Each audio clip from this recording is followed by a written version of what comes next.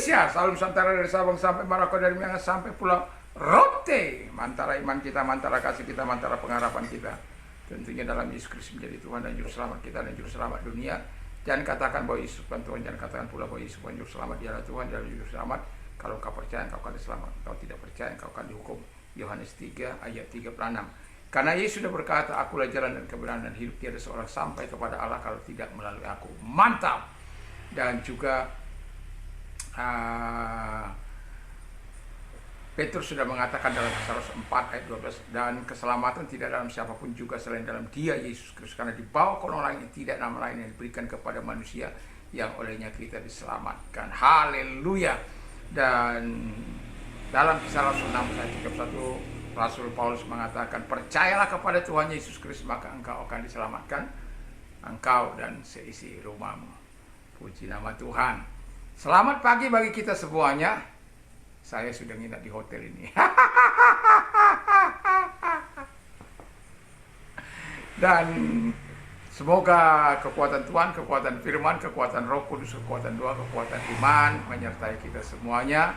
Dan juga damai sejahtera Allah yang melampaui segala akal akan memenuhi hati dan pikiran kita mulai saat ini dan seterusnya. Kiranya Tuhan Yesus memberkati kita. Sebelum kita mendengarkan firman Allah, mari kita berdoa. Terima kasih, kami akan lanjutkan pembelajaran kami tentang kejatuhan malaikat. Kiranya Tuhan, dampak yang kami alami bisa kami ketahui sehingga kami akan merubahnya menjadi sesuatu yang indah dengan tidak menuruti malaikat yang telah jatuh itu. Terima kasih, kami bersyukur dalam nama Yesus. Amin. Saya akan membacakan, kita akan meneruskan malaikat yang jatuh itu, dan dalam Roma 8 ayat 19 sampai 22 demikian bunyi firman Allah. Sebab dengan sangat rindu seluruh makhluk menantikan saat anak Allah dinyatakan, karena seluruh makhluk telah ditaklukkan kepada kesia-siaan, bukan oleh kehendaknya sendiri, tapi oleh kehendak Dia yang telah menaklukkannya. Tapi dalam pengharapan, karena makhluk itu sendiri juga akan dimerdekakan dari perbudakan kebinasaan dan masuk ke dalam kemerdekaan kemuliaan anak Allah. Sebab kita tahu bahwa sampai sekarang segala makhluk sama mengeluh, sama-sama merasa sakit bersalin.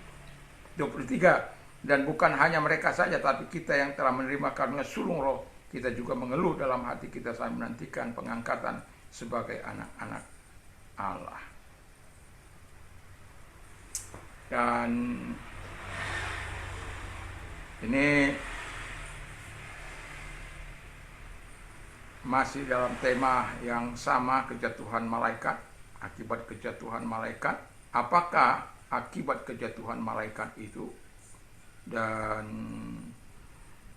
akibat kejatuhan malaikat itu menurut Roma 8:19 sampai dengan 22 adalah sebagai berikut. Yang pertama dikatakan tadi sebagaimana yang kita baca, manusia telah ditaklukkan kepada kesia-siaan. Bayangkan kalau kehidupan kita yang hidup ini menjadi sia-sia. Apa artinya kita hidup? Tapi itulah akibat dari mengikuti nasihat, petunjuk, arahan dari malaikat yang sudah jatuh, yang menguasai manusia yang bebal, kebal, tebal, yang mengubah manusia menjadi jahat, sadis, dan tidak memperdulikan dan mementingkan dirinya sendiri, yang membuat manusia pelit, serakah, dan lain sebagainya. Dan itu adalah kesia-siaan di hadapan Tuhan. Kalau kita hanya mau hidup sementara di dunia ini hanya untuk menjadi sia-sia, gak ada gunanya kita hidup. Tetapi kita bersyukur kepada Tuhan bahwa Tuhan tidak biarkan kita akan mengalami hidup dalam kesia-siaan. Manusia tidak akan dibiarkannya hidup terus dalam kesia-siaannya. Dia mau memerdekakan kita. Dia memberikan sesuatu yang baik kepada kita, supaya kita tidak menjadi sia-sia, tapi kita bermanfaat bagi orang lain. Tapi kalau kita terus mengikuti malaikat yang sudah jatuh itu, ya suka atau tidak suka, mau atau tidak mau, bersedia atau tidak bersedia, hidup kita akan menjadi sia-sia. Dan itu sebabnya Yesus datang ke muka bumi ini. Menjelma menjadi manusia walaupun dia Tuhan 100%, manusia 100%. Dalam kemanusiaannya dia turut merasakan ketidakmampuanmu, jeritanmu, tangisanmu, ketidakberdayaanmu.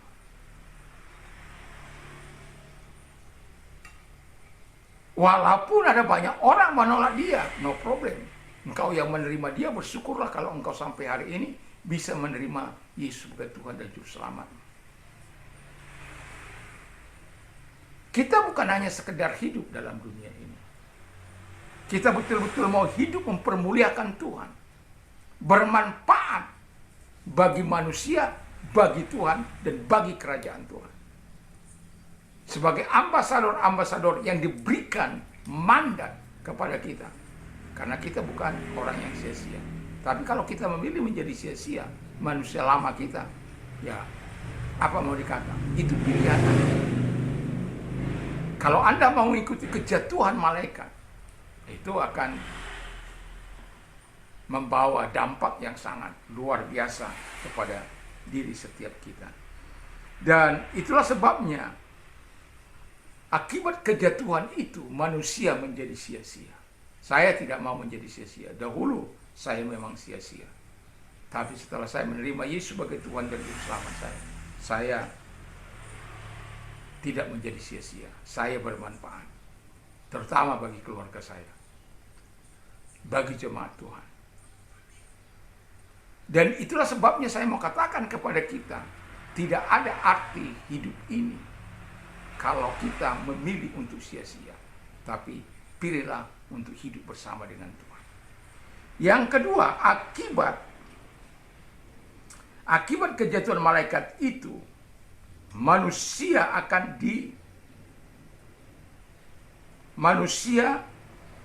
hidup dalam perbudakan dosa. Saya sudah sering katakan, kita pose peccare et pose non peccare. Kemampuan untuk berbuat dosa dan kemampuan tidak berbuat dosa.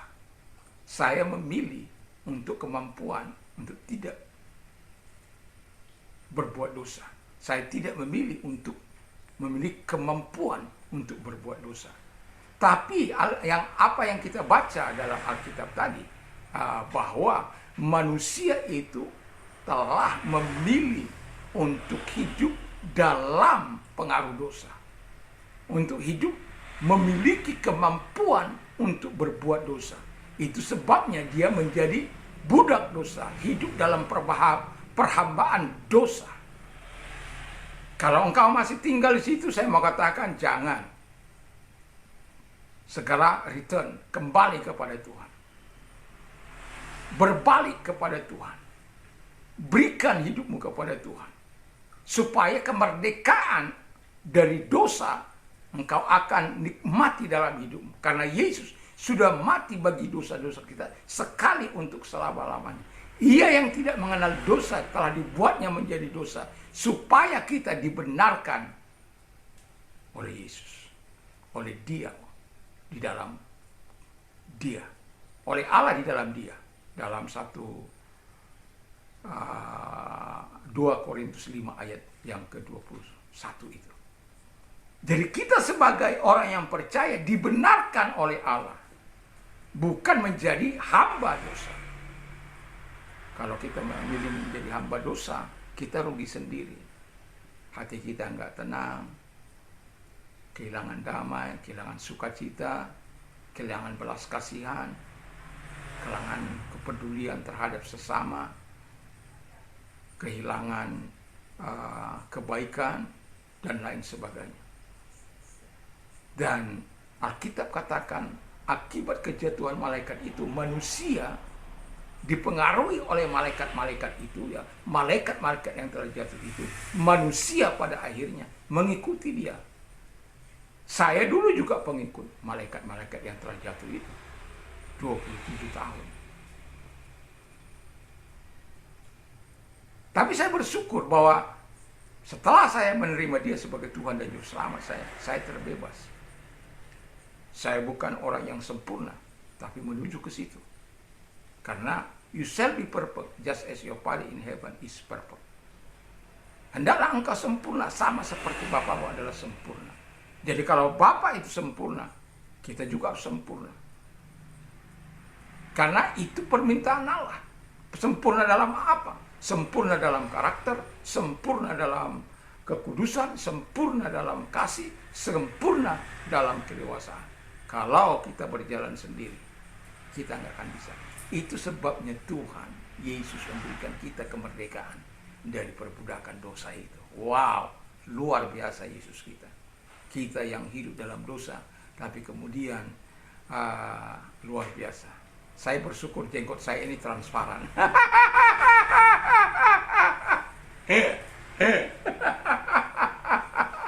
Masih bisa melihat kancing baju di sini. Haleluya, haleluya, puji Tuhan. Hanya joke ya, puji nama Tuhan. Dan yang ketiga dikatakan oleh firman Allah, manusia mengeluh dan merasa sakit bersalin. Anda sudah pernah mengikuti orang sakit bersalin? Saya sudah, istri saya kebetulan ya, atau orang lain lah dulu. Ini cerita orang lain. Jadi ketika kita sebelum dia melahirkan, sebelum kita keluar dari kamar, sebelum dia mau bersalin, dia ya, memang kan sakit itu. Walaupun saya nggak merasakan sih. Tapi kan jeritan-jeritan mereka itu membuat kita juga merasa, ampun, saya tidak mau lagi seperti ini, kapok saya. Tapi lahir lagi beberapa anak.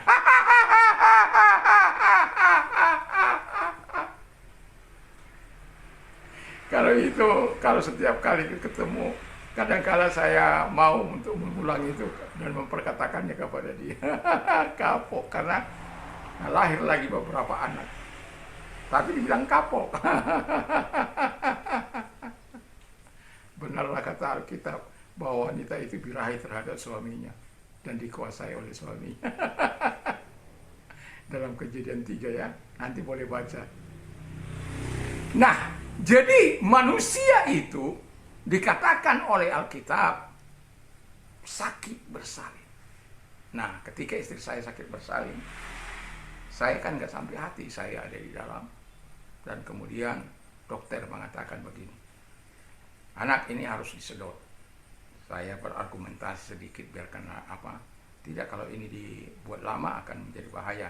Karena saya sudah lihat terangannya, maka saya juga ya oke, ya disedot. Tapi tidak dampak, tidak, nanti kalau kepalanya bisa dipulihkan kembali. Nah kemudian setelah beberapa waktu tidak jadi disedot, harus operasi. Ini saya langsung bilang, Pak dokter ini nggak profesional, tadi sedot sekarang operasi. Mana sih yang harus diikuti? Ini anak harus operasi. Sekarang begini saja dokter. Saya langsung bilang, sekarang begini aja. Berikan saya waktu. Saya percaya bahwa Tuhan saya itu hebat, Tuhan saya itu luar biasa. Tuhan saya itu dasar. Berikan saya waktu 1 jam kah, 2 jam kah? Nggak boleh, setengah jam. Oke, dokter, perawat, keluar. Karena kenapa saya bertindak seperti itu? Seperti mainan saja istri saya itu. Lalu setelah dia keluar, saya khotbah bahwa zaman dulu kala, ketika ada melahirkan, belum ada dokter, belum ada ahli di situ. Tapi Tuhan berikan kemampuan untuk melahirkan. Sehingga lahirlah Habel, Kain dan Set. Ada Kain dan Habel. Tidak ada kemampuan dan anak-anak yang lain. Tidak ada kemampuan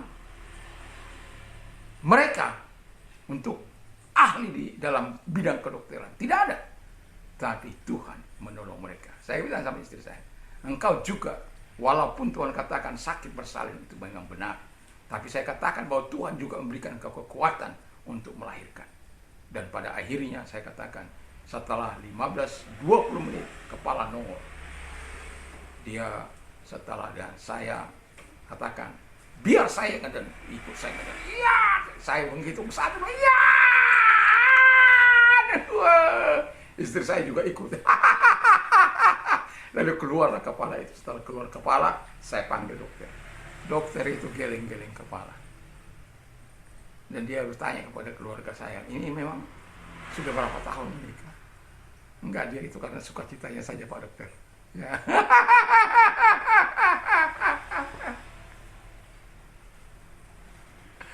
Ya, dokter yang lain yang menangani selama ini katakan anak mahal.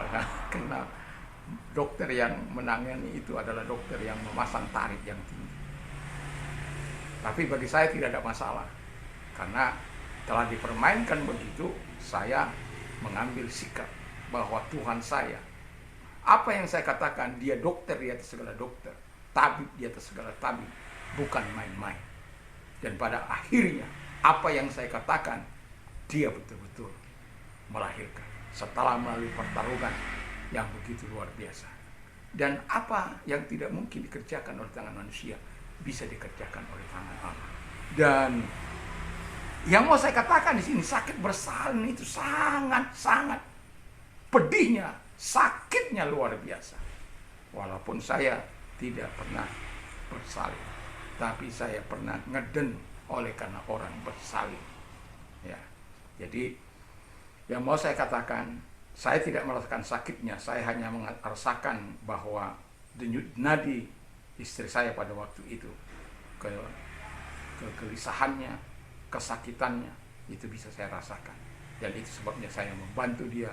Walaupun sebenarnya itu secara manusia tidak ada apa-apanya, tapi saya membantu dia untuk mengerang. Dan pada akhirnya dia punya kemampuan, kekuatan, sekalipun dia sudah menyerah. Katakan saya tidak kuat, itu sebabnya dia mau dioperasi. Tapi saya katakan bahwa Tuhan memberikan engkau kekuatan dan Tuhan melakukan. Dan yang mau saya katakan adalah saat situasi yang seperti ini, mengerang, mengeluh, datang kepada Tuhan, supaya Tuhan ubah eranganmu menjadi sukacita, menjadi pujian, menjadi nyanyian, menjadi sorak bagi Tuhan. Karena apa? Engkau berseru kepada Tuhan.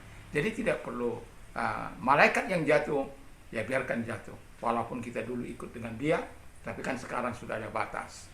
Kita ada bersama dengan Tuhan. Tentu kalau kita hidup bersama dengan Tuhan, kita juga akan melakukan yang terbaik dalam hidup ini. Karena Tuhan sudah melakukan yang terbaik dalam hidup kita. Mari kita tunduk kepala, kita berdoa. Terima kasih Tuhan, Kau adalah Allah yang baik, yang sangat luar biasa, yang menyatakan kebaikan bagi setiap kami. Terpujilah Engkau dalam nama Tuhan Yesus Kristus. Dan kami juga berdoa, segala kerjaan setan kami perintahkan keluar.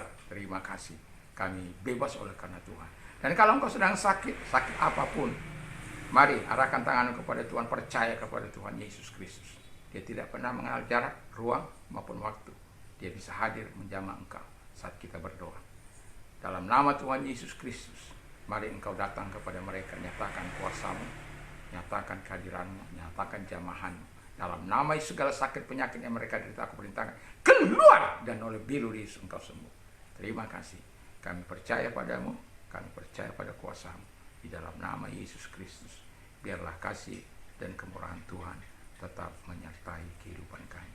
Terpujilah engkau, kami bersyukur dalam nama Tuhan Yesus Kristus. Dan hidup kami menyerah sepenuhnya kepada Tuhan. Terpujilah engkau. Dan kami berdoa, kami berterima kasih kepada-Mu. Dan kalau engkau sedang mengalami pergumulan, serahkan semua dalam tangan Tuhan. Mari kita berdoa. Dalam nama Tuhan Yesus, lihat orang-orang menyerahkan diri kepada-Mu dan persoalan yang mereka miliki. Dan engkau berkata, engkau ketika kami menyerahkan persoalan kami, engkau memberikan kelegaan. Dan ketika kami berdoa, engkau memberikan kami kelegaan dan pertolongan. Dan kami percaya, kami datang, kami telah menyerahkan dan kami telah berdoa, dan engkau menyatakan mujizat-Mu dan pertolongan-Mu kepada mereka, dan nama-Mu dimuliakan. Terima kasih buat segala pertolongan-Mu. Kami bersyukur, dimuliakanlah engkau dari sekarang sampai selama-lamanya. Dalam nama Yesus, haleluya. Amin. Puji nama Tuhan. Tuhan memberkati kita, dan biarlah kita senantiasa hidup dalam kemurahan dan kasih sayang Tuhan dalam kehidupan kita. Dan kalau Anda ingin berdonasi, ada nomor-nomor di bawah ini. Mantap, mantap, mantap.